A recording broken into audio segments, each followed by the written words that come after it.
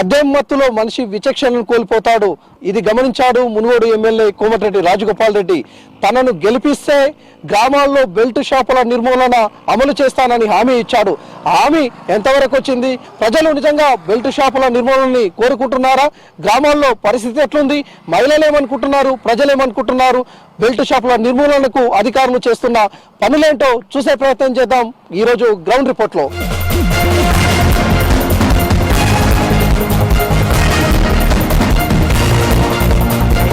చాలా కుటుంబాలని మద్యం చిందరవందర చేస్తుంది, వాళ్ళ ఆర్థిక పరిస్థితిని ఆగం చేస్తుంది. దాన్ని దృష్టిలో పెట్టుకునే మునుగోడు నియోజకవర్గంలో బెల్ట్ షాపుల నిర్మూలన చేయాలని ఎమ్మెల్యే సంకల్పించిండు. దానికి వాళ్ళ గ్రామాల్లో ఎట్లా సపోర్ట్ దొరుకుతుంది? ఇక్కడ చాలా మంది వృద్ధులు కావచ్చు, యువకులు అందరు కూడా ఉన్నారు. ఒకసారి మాట్లాడదాం ఈ ఊర్లో ఎట్లా ఉందో. పెద్ద ఎట్లా ఉంది? ఇక్కడ మందు దొరుకుతుందా? మందు దొరుకుతలే సార్, బంద్ చేశారు. చాలా కుటుంబాలు ఖరాబ్ అవుతాయి, మందు బంద్ చేయాలి. మందు మొత్తం బంద్ చేయాలి. అసలు బంద్ చేస్తేనే మంచిగా ఉంటుంది ఆరోగ్యం. ఏమిటికి మందు అన్నం తింటలేము, అన్ని తింటున్నాం కదా, మందు తాకుంటే ఏమైతుంది? యువకులు ఉన్నారు, ఒకసారి మాట్లాడదాం. ఎట్లుండే ఈ ఊర్లో మీ యూత్ మొత్తం? మరి దీన్ని యాక్సెప్ట్ చేసారా? యూత్ మొత్తం యాక్సెప్ట్ చేసినాము. యాక్సెప్ట్ చేసి రాజగోపాల్ రెడ్డి ఆధ్వర్యంలో గూడపూర్లో మందు మొత్తం బంద్ చేసినాం. బెల్ట్ షాపులు తిరిగి చెప్పినాం, డప్పు కొట్టించినాం, మొత్తం బంద్ చేసినాం. రాజగోపాల్ రెడ్డి ఆధ్వర్యంలో గూడపూర్లో బెల్ట్ షాపులు బంద్ చేసినాం. వాళ్ళు ఏమన్నా అనలేదా మరి మాకు ఇదే ఉపాధి, మాకు పరిస్థితి ఏంది అని అంటలేరా? ఉపాధి అంటే రాజగోపాల్ రెడ్డి మాట్లాడుతా అన్నాడు వాళ్ళతోటి, వాళ్ళకి ఏమైనా ఆర్థిక సాయం చేస్తా అన్నాడు రాజగోపాల్ రెడ్డి సార్. ఇంకా ఉన్నారు, ఒకసారి మాట్లాడదాం. ఎట్లుందమ్మా పెద్దమ్మా ఈ ఊర్లో? మరి ఏమంతలేరు, మందు బంద్ చేసినా మంచిగా ఉంది.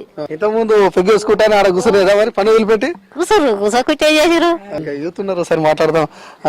బ్రదర్ ఎట్లున్నది మీ ఊర్లో? మొత్తం మందు బంద్ చేసిరట, మరి యూత్ మొత్తం ఎటు పోతున్నారు, ఎట్లా తిరుగుతారు?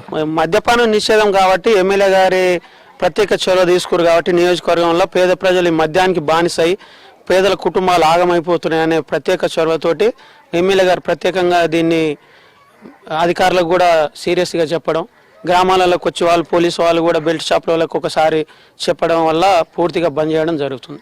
ఈ మునుగోడు నియోజకవర్గంలో ఎక్సైజ్ అధికారులు ఏమంటున్నారు? వాళ్ళకి ఏమైనా సమస్యలు ఎదురవుతున్నాయా బంద్ చేసే క్రమంలో? అదేవిధంగా గ్రామాల్లో మహిళల సంబంధించి వాళ్ళు ఎట్లా ఫీల్ అవుతున్నారు చూసే ప్రయత్నం చేద్దాం.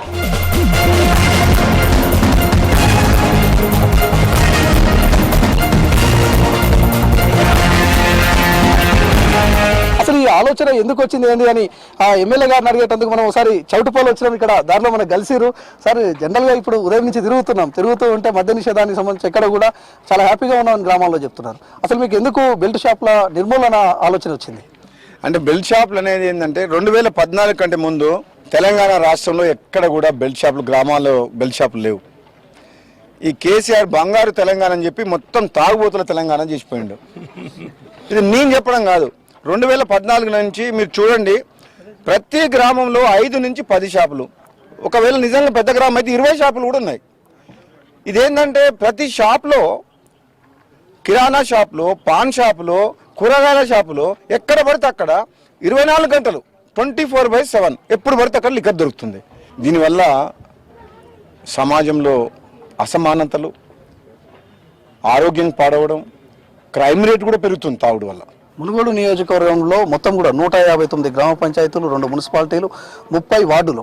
ఈ వార్డులో మొత్తం కూడా 2000 బెల్ట్ షాపులు దాదాపు ఉన్నాయి. ఈ 2000 బెల్ట్ షాపులకు సంబంధించి చాలామంది, అంటే కొంతమంది దాని మీదనే ఆధారపడి ఉన్న వాళ్ళు ఉంటారు, వితంతువులు కావచ్చు, వీళ్ళందరూ కూడా. వాళ్ళకి ఆల్టర్నేట్ ఏం చేస్తున్నారు మీరు? కొందరు వ్యక్తులు పూర్తిగా దాని మీద ఆధారపడి ఉన్న వాళ్ళకి మాత్రం డెఫినెట్గా ఒక 10% ఫ్యామిలీస్ ఉన్నాయనుకోండి, 2000 పీపుల్లో 2000 కుటుంబాల్లో ఒక 10% 200 కుటుంబాలు ఉంటాయి. వాళ్ళకి ఆల్టర్నేట్ ఇన్కమ్ కల్పించాల్సిన బాధ్యత మా మీద ఉంది. డెఫినెట్గా వాళ్ళకు సాయం చేస్తాం. మండల స్థాయిలో, గ్రామ స్థాయిలో ఏదైనా ఆల్టర్నేట్, ఏదైనా వాళ్ళకు ఉద్యోగం కానీ, ఏదైనా ఉపాధి కల్పించే విషయంలో కానీ, ఏదైనా చిరు వ్యాపారస్తులకు లోన్ ఇచ్చి వాళ్ళని ఆ పని చేసుకోమని చెప్పడం, అటువంటి ఏదైనా చేసి తప్పకుండా వాళ్ళని కాపాడుకుంటాం. కోమటిరెడ్డి రాజగోపాల్ రెడ్డి గారు తెలంగాణలోనే మునుగోడులో ఒక పెద్ద టాస్క్ తీసుకున్నాడు. ఈ టాస్క్లో మీ టీం పనిచేస్తుంది, ఓకే, అధికారుల సహకారం ఎట్లుంటుంది మరి? ఈ కార్యక్రమం మొదలుపెట్టినప్పుడు వాళ్ళందరినీ కూడా నేను కన్సల్ట్ చేసిన, మాట్లాడినప్పుడు పోలీసులు కానీ, ఎక్సైజ్ అధికారులు కానీ వాళ్ళందరూ కూడా నాకు తప్పకుండా సహకరిస్తాం సార్, మాకు కూడా బాధ అనిపిస్తుంది అని చెప్పేసి, ఇది మంచిది కాదు, ఇది మీరు మంచి ఆలోచన చేసిందని చెప్పి 100% మునుగోడు నియోజకవర్గంలో ఎక్సైజ్ అధికారులు, పోలీస్ అధికారులు మాకు పూర్తి సహకారం అందిస్తుండ్రు. వాళ్ళందరికీ జన్మలకు రుణపడి ఉంటాం. మేము చేసే ఈ పనిలో వాళ్ళ భాగస్వాములు కావాలని చెప్పేసి వాళ్ళందరికీ మేము ఇది కంప్లీట్ అయ్యాక ఒకసారి 100% టాస్క్ అయిపోయిన తర్వాత మేమందరం మహిళలందరం వాళ్ళకి సన్మానం చేస్తాం. ఫస్ట్ వాళ్ళ ప్రతి అధికారికి, ఒక ఎక్సైజ్ కానిస్టేబుల్కి, ఒక పోలీస్ కానిస్టేబుల్కి, ఒక ఎక్సైజ్ సిఐకి, ఎస్ఐకి, సూపరింటెండెంట్కి, వాళ్ళందరికీ మేము దగ్గరుండి నేను సన్మాన కార్యక్రమాలు చేస్తాం. తెలంగాణ రాష్ట్రంలో మొట్టమొదట నియోజకవర్గం మునుగోడు ఉంటుంది బెల్ట్ షాపుల నిర్మూలన. దీనికి ఖచ్చితంగా కూడా ప్రజల సహకారం అందుతుందని చెప్తారు. ఇంకా ప్రజల పరిస్థితి ఎట్లున్నది, గ్రామాల్లోని మహిళలు కూడా ఏమనుకుంటారో చూసే ప్రయత్నం చేద్దాం.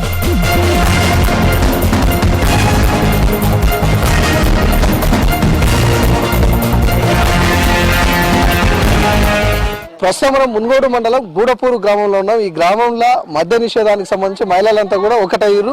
మొత్తం కూడా ఇక్కడ ఉన్న బెల్ట్ షాపులు మొత్తం కూడా క్లోజ్ చేసారు. వాళ్ళంతా కూడా వ్యవసాయ పనులకు పోతున్నట్టుంది. ఇక్కడ ఉన్నారు, ఒకసారి మాట్లాడదాం. పెద్దమ్మ ఎడిపోతారు? అవును. ఏది మీ ఊర్లో మద్యం షాపులు ఉంటాయి కదా, బెల్ట్ షాపులు, అవన్నీ కూడా బంద్ చేసారు, నిజమేనా? బంద్ చేసారు. ఎట్లా ఉండేనమ్మా ఇంత ముందు? గోల గోల ఉంది, ఇప్పుడు ఏది లేదు సార్. మంచిగా ఉంది, నిమ్మలంగా మంచిగా. ఇప్పుడు బెల్ట్ షాపులు ఉన్నాయి కదా, ఎప్పుడు ఇక్కడ 1-7 ఉండే కదా ఊర్లో, కూర్చొని ఆనే తాగుతూ తింటూ ఉండేది. మీరు పని చేసుకుంటూ వస్తే ఎట్లుండేది? ఆడవాళ్ళ ఇబ్బందులు ఎట్లుండేది? ఉండేది కొట్టుడు పట్లాడు, అదే కొట్టుడు తిప్పట్లాడు, తాగొచ్చి. ఎందుకంటే నా కష్టం నేను తిన్నా, నువ్వు తిను, ఇగో ఇట్లా అనేది గట్లా. మరి కోమటిరెడ్డి రాజగోపాల్ రెడ్డి గారు మంచి నిర్ణయం తీసుకుంటా ఎమ్మెల్యే ఇది? తీసుకోండి సార్, తీసుకోండి. అవును. మరి ఊర్లో మంచి చేసాడు సార్. మరి తాగుకుండా అయితే మంచిగానే ఉంది. ఇప్పుడైతే ఇక్కడ మంచిగా చేసాడు ఆ సార్. అక్కడేమో తాగి ఆడబడితే ఆడ వదిలేది, ఇప్పుడు అన్ని గందులైనాయి. మంచిగా ఉంది ఇప్పుడు. మరి మీ ఎమ్మెల్యే వచ్చి చెప్పినప్పుడు మీరు నమ్మిరా? మేము బంద్ చేస్తానని గెలిపిరని నమ్మినా ఎమ్మెల్యే వచ్చి చెప్పిండు, నమ్మినాం మేము. సరే ఆయనని గెలిపించినాం. లీడర్లకు 2500 వేస్తాడు, పింఛన్లు 60 ఏళ్ళు వడ్డోళ్ళకి పింఛన్ ఇస్తాడు అంటేనే మేము నమ్మి మేము ఆడోళ్ళం మొత్తం వేసినాం. మరి ఇప్పుడు ఆయన ఒక్కొక్కటి అమలు చేస్తుండగా ఈ మద్యం బెల్ట్ షాపులు బంద్ చేసిండగా, మరి ఎట్లా అనిపిస్తుంది? మాకైతే ఇప్పుడు మంచిగానే ఉంది. తాగనోళ్ళు తాగుతలేరు. ఇంత కష్టం చేసుకొని వస్తున్నాం, ముసలోళ్ళం ఎట్నో బతుకుతున్నాం. ఇది ఈ గ్రామంలో చాలా మంది మహిళలు మాత్రం చాలా సంతోషంగా ఉన్నారు. మద్య నిషేధం తోటి వాళ్ళంతా కూడా పనులకు వెళ్తున్నారు, పైసలు సంపాదించుకొని అవి ఆదా అవుతున్నాయి అని చెప్పుకొస్తున్నారు. అమ్మ ఇప్పుడు బెల్ట్ షాప్ బంద్ చేసిరా? బంద్ చేసినాం. షాప్ బంద్ చేయమని చెప్పారు కదా, అందుకనే బంద్ చేసినాం. దీని మీదే బతికే ఆధారం మాకు. షాప్ బంద్ చేయమన్నారు కాబట్టి బెల్ట్ షాపులు బంద్ చేసినాం. మరి ఏదన్నా ఆధారం చూపించాలి మాకు. ఏమన్నారు, మీకు ఏం చెప్పారు వచ్చి? బెల్ట్ షాపులు బంద్ అని అంటారు అని పోలీసు వాళ్ళు వస్తారు, అప్పార వాళ్ళు వస్తారు, రోజు ఇట్లా తిరిగిపోతారు అని బంద్ చేసినాము. మాకు దీని మీదే బతికే ఆధారం. మరి ఏదైనా ఇంకేదైనా చూపిస్తే మాకు మంచిగా ఉంటుంది. ఇప్పుడు ఎట్లా తీర్మానం చేశారు దీనికి? నేను వార్డు నెంబర్గా మేము గెలిచిన 2019లో గ్రామ సర్పంచ్, వార్డు నెంబరు, పాలకవర్గం అందరం కలిసి తీర్మానం చేసినాం. ఒక 6 నెలల తర్వాత గవర్నమెంట్ అనుకూలంగా లేదు. ఇంకా అప్పుడున్న ఎమ్మెల్యే గారు కూడా, గవర్నమెంట్ కూడా ఎవరు సపోర్ట్ చేయలేదు కాబట్టి 6 నెలలకే దాన్ని విత్డ్రా అయిపోయి మళ్ళీ యథావిధిగా అందరూ బెల్ట్ షాప్ అమ్మడం జరిగింది. ఇప్పుడు మన రాజగోపాల్ రెడ్డి గారు ఎమ్మెల్యే అయిన కాంచి ఆయన తీసుకున్న నిర్ణయం సంతోషంగా ఉందని అనుకొని మేము బంద్ చేస్తానికి రెడీగా ఉన్నాం. ఆయన సపోర్ట్ తోటి ఇప్పుడు బంద్ చేయడం జరిగింది. ఇప్పుడు రాజగోపాల్ రెడ్డి గారు తీసుకున్న నిర్ణయం తాగేటోళ్ళకి ఇబ్బందికరమే, ఆదాయం మొత్తం పోతుంది. కానీ మీకు ఆదాయం వచ్చేది కదా, మీకు బాధ అనిపిస్తుంది ఏమన్నా? మరి బాగా 100 మందిలో 10 మంది బాగుపడి 90 మంది బాధపడుతుంటే మేము కూడా చూడలేక పోతాం కాబట్టి సార్ తీసుకునే నిర్ణయం హర్షిస్తున్నాం. కాకపోతే మేము అమ్మే వాళ్ళకు ఏదైనా దారి చూపించి ఏదైనా సహాయ సహకారం అందిస్తారా అనుకుంటున్నాం, అదే విధంగా కోరుకుంటున్నాం. ఇంకా ఇక్కడ కొంతమంది మహిళలు కూడా ఉన్నారు, వాళ్ళతో కూడా మాట్లాడదాం. పెద్దమ్మ ఎడిపోతున్నావు? అవునా? ఇంత బెల్ట్ షాపులు బంద్ చేసారంట, నిజమేనా మీ ఊర్లో?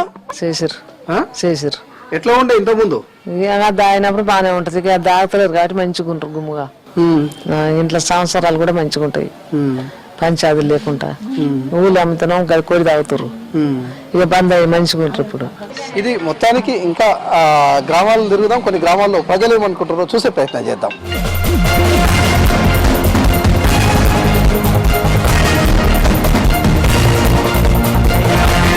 ప్రస్తుతం మనం చీకటిమాడు గ్రామంలో ఉన్నాం. ఒకసారి ఇక్కడ చాలా మంది ఉన్నారు, మాట్లాడదాం.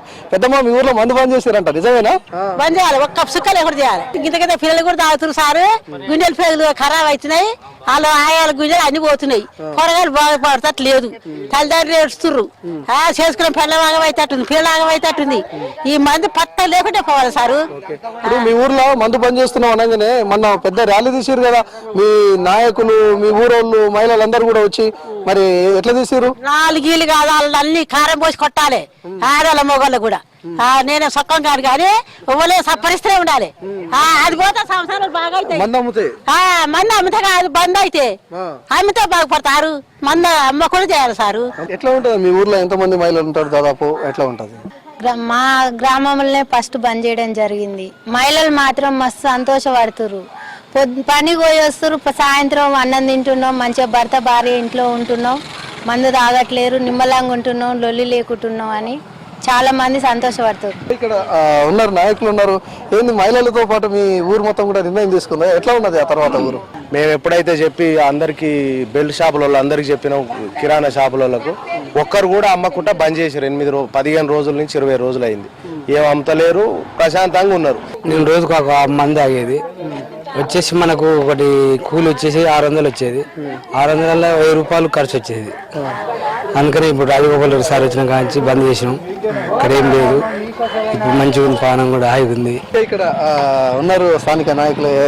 స్వామి, ఎట్లా ఉన్నది? మొత్తం ఊరు మొత్తం ఒక తాటి మీద నిలబడ్డారు, బెల్ట్ షాపులు బంద్ చేశారు. మరి ఇది కంటిన్యూగా అవుతుందా, లేకపోతే మధ్యలో మళ్ళీ ఎత్తేసి మళ్ళీ స్టార్ట్ చేస్తారా? మా ఎమ్మెల్యే గారు ఏం చెప్పిండంటే, ఎక్కడ కూడా నా రాష్ట్రంలో ఏ నియోజకమైనా నాకు కానీ ముఖ్యంగా మునుగోడులో బెల్ట్ షాప్ అనేది ఉండొద్దు అని చెప్పేసి ఒక కార్యక్రమాన్ని స్టార్ట్ చేసిండు.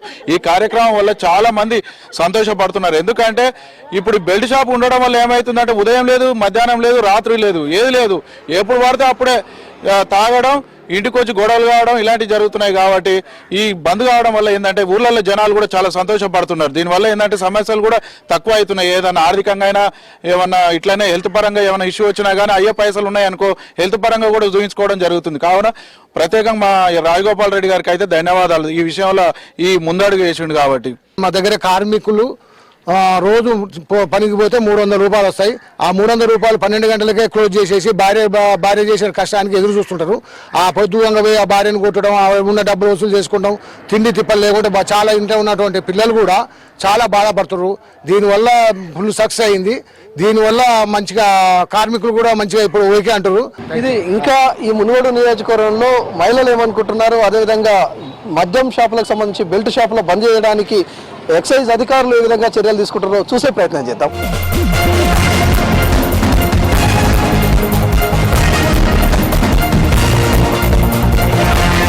అసలు దీన్ని మద్యం బంద్ చేయడానికి ఇల్లీగల్ స్పాట్స్ ని ఎట్లా గుర్తించారు, ఏంది? మనతో పాటు మాట్లాడేందుకు ఎక్సైజ్ సిఐ గారు ఉన్నారు. సార్ మాట్లాడదాం. సార్, బాగా తిరిగిరు అనుకుంటా, మునుగోడు నియోజకవర్గంలో బాగా హార్డ్ వర్క్ చేశారు అనుకుంటా. మొత్తం ఇల్లీగల్ గా ఏదైతే మందు అమ్ముతున్నారో వాటిని కూడా బంద్ చేశారు.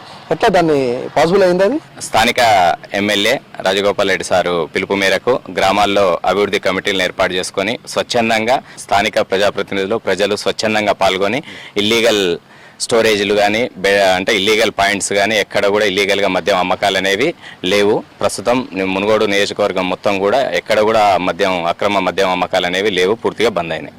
అంటే దీన్ని ఒకవేళ ఎవరైనా అమ్మే వాళ్ళు ఉంటారు, కొంతమంది షార్ట్ మోట్గా అమ్ముతూ ఉంటారు, అట్లాంటి వాళ్ళ మీద ఎట్లాంటి యాక్షన్ తీసుకుంటున్నారు, వాళ్ళకి ఎట్లాంటి కౌన్సిలింగ్ ఇస్తున్నారు? అంటే మద్యం అమ్మడం అంటే ఇట్లా అమ్మడం వల్ల ఏంటంటే ప్రజల ఆరోగ్యాలు దెబ్బతింటే విషయం మీద అవగాహన కల్పిస్తున్నారు. మన గ్రామంలోనే అభివృద్ధి కమిటీలో ఉన్నటువంటి ప్రజలు వాళ్ళ ఆధ్వర్యంలోనే కౌన్సిలింగ్ చేస్తున్నారు. ఎవరైనా ఇల్లీగల్ ఇంకా నిర్వహించినట్టయితే కేసులు నమోదు చేస్తాం. దాదాపు ఇప్పటి వరకు ఏమైనా కేసులు నమోదు చేస్తారా వాళ్ళ మీద?